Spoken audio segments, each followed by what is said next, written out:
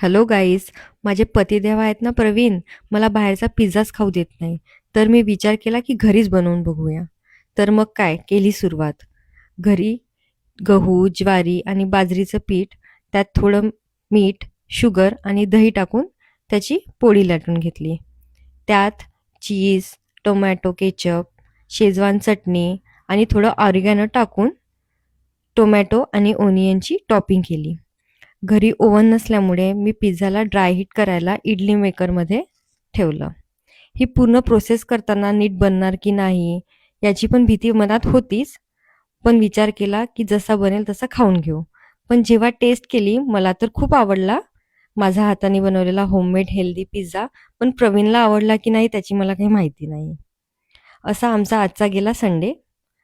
आम्ही म्हणजे मी आणि माझे हसबंड प्रवीण आम्ही दोघांनी टू तिकीट्स टू एनिवेअर नावाचे एक यूट्यूब आणि इंस्टाग्राम चॅनल स्टार्ट केले आहे.